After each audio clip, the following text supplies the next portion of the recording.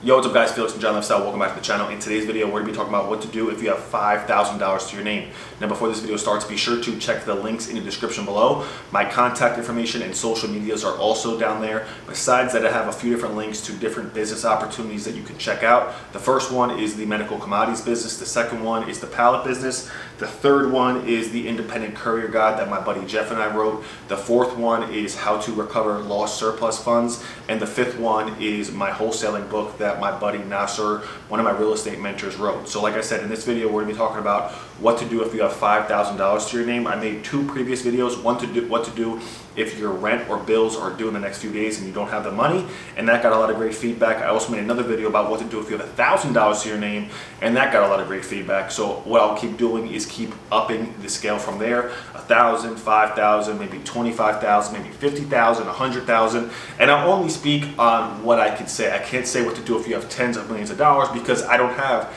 tens of millions of dollars. So I'll basically go up to the level that I can based on my knowledge, because I'm big on speaking from experience. There's a lot of people on YouTube who will tell you to do something and never actually done themselves. So like I said, $5,000, what do you do? It's not a ton of money, but at the same time, it's enough money to play with, to make a move with. I do have some notes, so let me review my notes real quick, and we're gonna get right into the video. So the first thing you wanna just keep your eyes on the prize about is to keep stacking and keep flipping. Like I said, you have 5,000, assuming that you might not have any guaranteed income, like you don't have a job or you don't have any business, but you do have $5 saved. Maybe it came from, a tax return, or maybe just money you had saved up from your job and now your job let you go. Whatever the situation may be, let's just assume you have $5 and you don't actually have a job, or you don't have money coming in every single week from a paycheck, and you don't actually have a real business, like a guaranteed business where you have X amount of clients, or you have X amount of contracts, and predictable income. If you don't have predictable income, this video is for you. So basically what you want to do is you just want to keep flipping. You want to keep stacking. You want to grow your nest egg. You really want to get that probably to around 25,000, because when you have like a few thousand, look, it's better than having a few hundred, but you're not in the position where you could be taking gambles and be taking risks. The main thing you have to do is to start stacking, or keep stacking and keep flipping, meaning you're putting out maybe $10, $20 for a product, whether it's phones, whether it's medical commodities. Check the link in the description below. But you have to keep flipping so you could put your money out there. And I got this quote from Kevin O'Leary, the guy on Shark Tank, where he said he looks at his money like soldiers. So he sends his money out there to buy a specific product or something that he knows he can bring it back quickly. If not right away, maybe in a week, 2 weeks, whatever it is. So keep flipping. I wouldn't look for long-term flips. You need to look at money and flips and income streams in three different ways. So you got short-term money, something where you can put your money soldiers out there, or put your money out there and get it back in a couple days. Medium term, which is you could put your money out there and get it back in a couple weeks to a month. And then long term, where it's just a long-term play, where if it happens, cool. If it doesn't happen, cool. But you're not so much relying on it, because it's such in a long-term time frame that you can't really count on it to pay your bills and to keep you afloat. So the main thing is to keep stacking and keep flipping. The next thing that we have on the thing is to find a vehicle to get into. So like I said, to keep stacking and keep flipping, you have to do that with a vehicle. And I'm not saying the actual vehicle you drive, but I'm talking about whether it's buying and reselling phones, buying and reselling medical commodities, being an independent courier.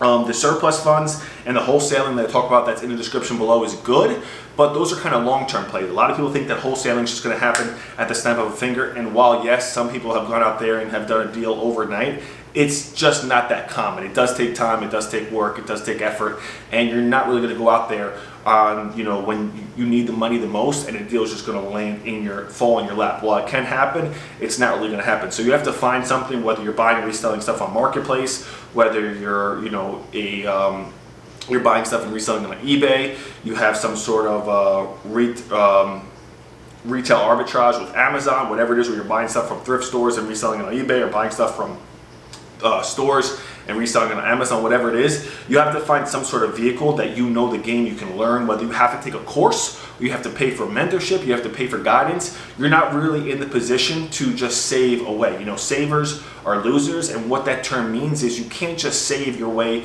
to the top. You actually have to keep bringing in new income. Now, it's not about being stupid and spending your money in all types of different places, but at the same time, when the money comes in, park some away, park some for taxes, park some for different things, and then also park some to reinvest. Yes, you can save, but you also need to keep reinvesting into your business to keep the money coming back. You need continuous money coming in. That's why I'm saying at 5,000, your goal should be to get to 25,000. When you're at 25,000, you got a little bit of a more breathing room to where you're not so nervous, you're not on edge, but you need to find a vehicle. So if it means you have to buy a course, I have some courses down in the description below.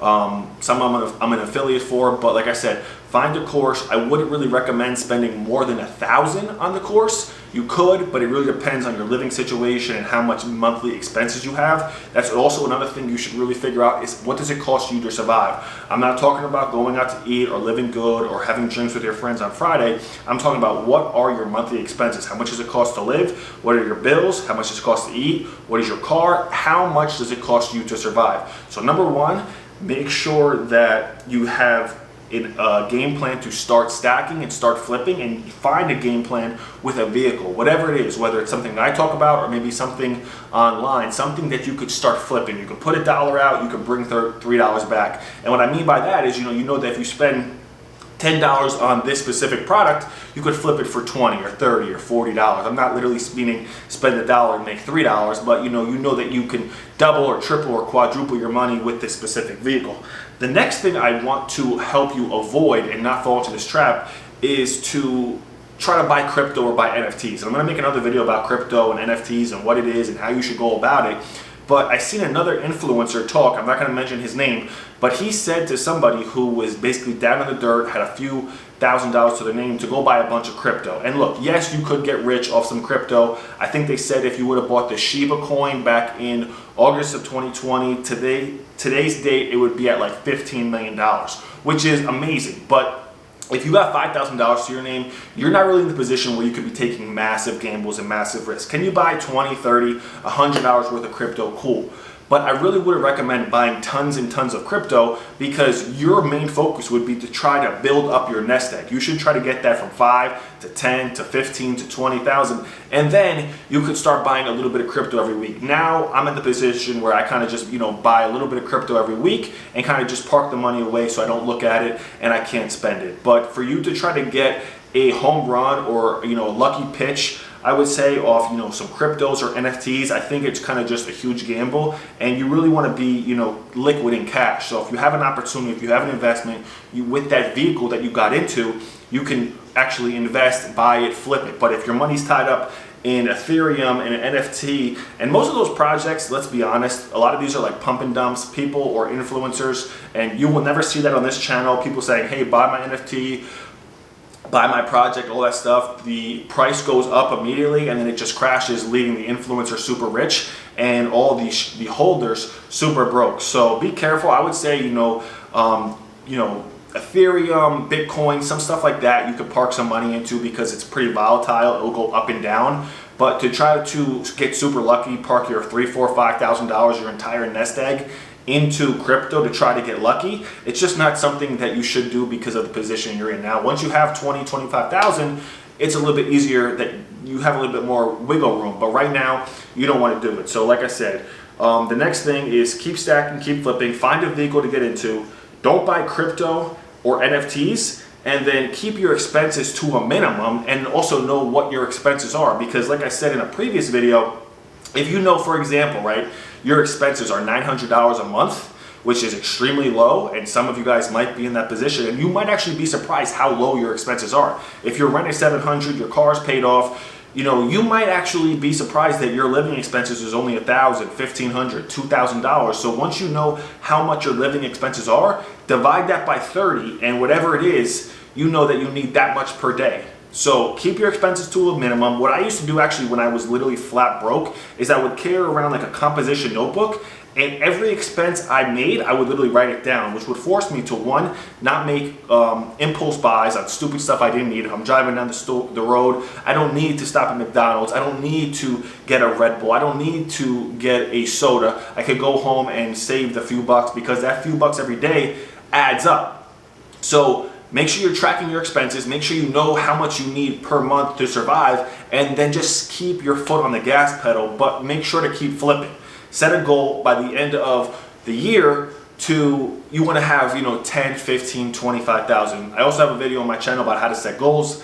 My personal opinion, just quick to touch on it.